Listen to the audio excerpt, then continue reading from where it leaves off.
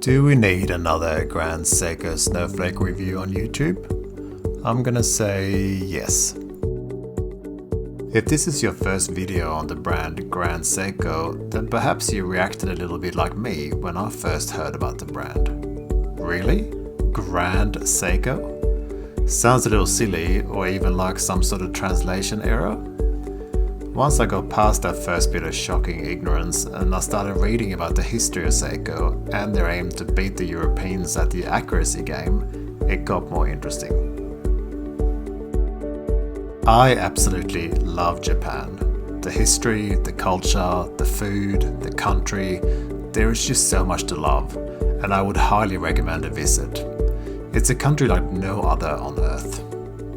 I feel that the Grand Seiko Snowflake so perfectly captures the culture of Japan in many ways, and that is my take on today's review.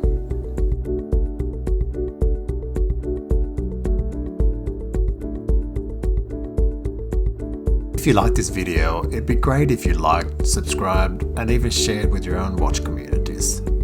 Drop me a comment too if you like. Okay, let's just get this spring drive business out of the way first. There are hundreds of videos and articles about this amazing invention, which was in development for actual decades. And even if I tried, I would not do it justice here, so all I will say is this. The spring drive is a unique movement that combines the high torque of a mechanical watch with the high precision integrated circuit control system of an electronic watch. It intermittently applies a magnetic brake, which gives you that absolutely perfect sweep of the seconds hand, which is so incredibly calming to watch.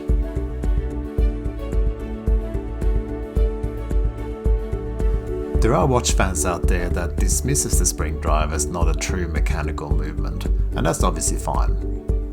I did sit through a 2-hour presentation where a representative from Grand Seiko explained that the electricity generated from the movement wouldn't even be enough to power one light bulb if every single person in the USA wore one. So it is minute. I immediately told my wife this story, and she immediately suggested that perhaps my time was better spent hanging out the washing. Lesson learned. If you do want to know more about the spring drive, I dare you to Google it and lose hours of your life. So we have a perfectly sweeping blue seconds hand that sweeps over a dial that is said to be inspired by the snowfields near Grand Seiko's head office. The Japanese places so much importance on tradition, beauty and stillness. You may have heard of the word Zen, and it probably has you picturing absolute calmness, meditation and contemplation.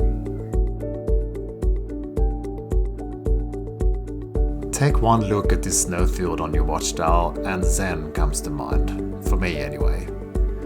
It's not actually supposed to be a snowfield, it's not supposed to be anything other than beautiful, and everyone sees what they want to see, like for instance parchment, but the nickname Snowflake stuck. Some people feel the power reserve complication breaks up the symmetry of the dial. I understand this perspective, but I like this genuinely useful complication, and I think it makes it look slightly more technologically advanced, but that's just my opinion. I will say this, don't judge it from the photos and video, go see one in person. Extensive work goes into the dial, but perhaps no less so its hands and indices. The high polished indices are flawless to behold, and the sword hands equally so. It's obvious up close, but just as obvious from a distance that there is something special on your wrist. They are just so reflective and eye-catching that despite the fact that there's absolutely no lume, even a tiny bit of light will be reflected and you can just make out the time in low light.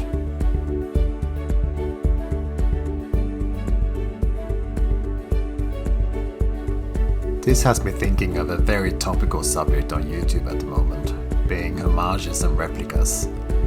It's safe to say that there are endless such products that seek to imitate the European brands of the world. It's not perhaps that difficult to do, since something like the Rolex Submariner, as fantastic as it is a simple tool watch with an automatic movement and has been copied for decades. The Grand Seiko cases, but in particular the dials and the spring drive, is challenging to copy since the workmanship and feature set is of such an incredibly high standard. This is just something that I've been thinking about, and I would love to hear your thoughts on this in the comments. The case polishing is another aspect that Grand Seiko is famous for. The term used is Saratsu polishing. Saratsu is a Japanese pronunciation of the name of a European company that used to make a polishing machine, and is what the Grand Seiko polishers call the process that involves using that machine. It's incredible to see in person, and it's again immediately obvious that you are holding a luxury watch. Bearing in mind that the case is all titanium too. Way harder to polish, they say, which makes this even more impressive. I'll say this though, it's certainly not immune to scratches. As you can see with my watch here, scratches are quite obvious. My watch has had a pretty good life and have in no way been abused, but I like to wear my watches to work, shopping, traveling, whatever it may be. So what you see here is normal daily use over a year or so. I happen to quite like wear on luxury watches, since to me they are made to wear and look well loved. But it's certainly understandable to feel the complete opposite. There is a famous Steve Jobs story I often think about. He hated the silicone cases of the old iPods, since the aluminium backs were in his view even more aesthetically pleasing with wear. Each to their own, I guess. Turning the watch over, we have a large open case back with a full view of the spring drive, and it's beautiful to behold. It's perhaps even more fascinating in the knowledge that this movement is so unique. Many of the Grand Seiko case backs have large logos on the sapphire glass, which is very odd to me. The Snowflake is nice and open. As you can see here, my watch is on a strap and not the included titanium bracelet. To me, the bracelet was just too blingy for what is a sports watch, and I didn't like the look of it. That's quite unfortunate, since I had trouble finding that perfect strap. I've set it on a dark blue and also grey straps as the perfect fit. In this case, a grey suede strap. I think it makes it as home in the office as walking the dog. It's been said that some of the Grand Seiko watches are a bit on the thicker side, so they are not true dress watches as such.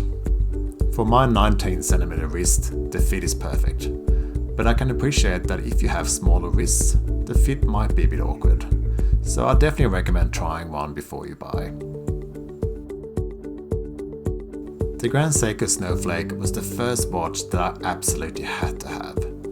I saved and worked hard for it, and even prioritized it over my other big love, the Omega Speedmaster, that I still haven't been able to save up for. Was it worth it? To me, yes. It's so incredibly unique and truly beautiful. Even if you don't care about Japanese culture, the history of the brand, or even the name, it's still impossible not to appreciate that calm sweep of the seconds hand and the craftsmanship of the dial, hands and indices. What about you? Do you own one or want to buy one? Did you own and perhaps sell? Let me know in the comments. Thanks for watching, and I'll see you next time.